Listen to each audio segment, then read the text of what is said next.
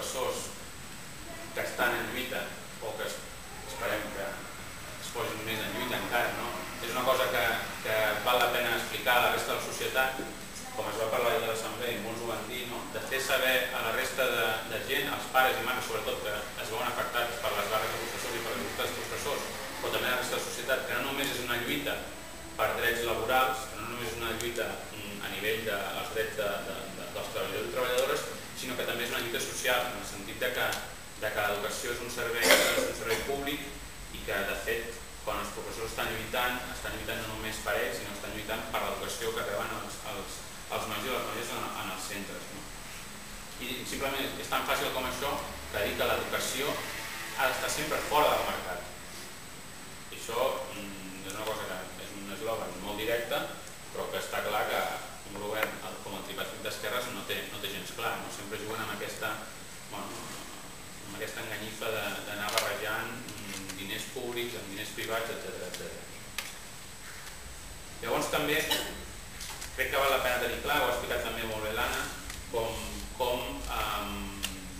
quin és el paper que juga l'educació dins del sistema capitalista, perquè no podem oblidar que estem en el sistema capitalista,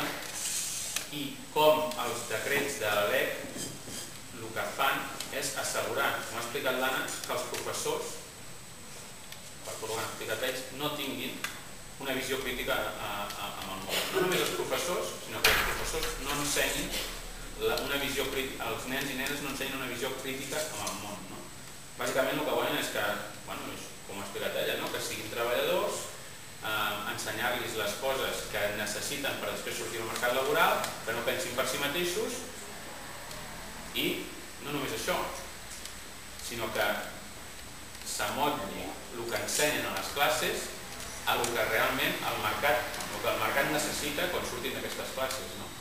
i no al revés. És a dir, estan posant primer per davant el benefici de les empreses, l'estabilitat de les empreses, el que necessiten les empreses un cop aquests nens deixin les escoles i vagin a la universitat o es vagin a treballar, i no pas l'ensenyament per formar-se com a persona en tots els nivells. En aquesta lluita jo crec que hem de ser bastant crítics amb els papers que han jugat els sindicats fins ara, i amb això no vull dir que la gent no s'hagi d'afiliar a un sindicat. Jo crec que tot treballador i tot estudiant ha d'estar afiliat a un sindicat. Jo crec que un treballador, si no està afiliat a un sindicat, perd molt de la seva força d'autoorganització, però sí que és veritat que els sindicats fins ara estan tinguent, entre altres coses, la manera que tenen de funcionar, la manera que tenen, per exemple, de convocar les vagues, no està sent la més idònia possible. Entre altres coses, no potencien, com ha explicat l'Evaristo i com l'associació de docents en defensa del ensenyament públic vol fer, potenciar les assemblees de zona, les assemblees de centre, etc. I moltes vegades es convoquen les vagues a través del fax, per exemple, o a través d'un cartell o a través d'un e-mail o el que sigui. Es troben molta gent que té ganes de lluitar, molta gent que veu que les seves condicions laborals i que els centres s'estan privatitzant o no reben els recursos que reben, doncs es troben que no participen de la decisió de la vaga, no participen en assemblees, i aquesta manca de participació fa que molta gent, quan s'ha de fer vaga, i això segurament ho heu vist en moltes entrevistes que han sortit aquests dies per la televisió, s'ha vist, molta gent no anava a la manifestació, fins i tot no feia vaga, no perquè no estigués a favor de la LEC, sinó perquè realment creien que un dia de vaga no servia per res. Pot semblar molt contradictori,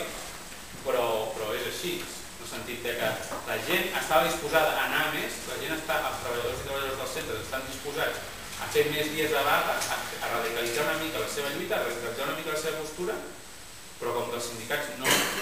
els donen respostes, doncs ells pensen que les vagues bolet, que diuen la gent de Cornellà, les vagues bolet no serveixen de res. Sortim un dia, ens manifestem i després l'endemà aquí no ha passat res. Llavors també això és un debat a tenir, el paper que estan jugant els sindicats, i el que realment fa falta és que hi hagi un moviment realment de base a reforçar les assemblees de zona, les assemblees de centre, per forçar els sindicats, sobretot l'USTEC, que és el majoritari, a prendre mesures més o a portar més enllà la lluita. Llavors, una mica ja acabant, Exemples de lluita. Ahir a l'assemblea es va enumerar bastants acords els exemples de lluita que hi ha hagut. Sobretot una lluita molt important va ser una vaga que va haver-hi, sobretot durant els anys 80, va haver unes lluites molt importants en el camp de la docència. El 88 va haver una vaga molt important. De fet van ser 20 dies de vaga seguits, però que ara és bastant impensable, però et demostra que en condicions molt més desfavorables en aquella època, on els funcionaris en aquell moment no tenien ni dret a vaga, perquè encara no estava reconegut, van aconseguir fer vaga, 20 dies de vaga seguits, per l'homologació retributiva, que bàsicament era cobrar per la mateixa feina, i l'equiparació salarial entre professorat interí i substitut. Una vaga que es va fer contra un ministre d'Educació que es deia, no és broma, es deia Maragall, no estem així equivocant en nombrar-ho, sinó que es deia així, és bastant curiós que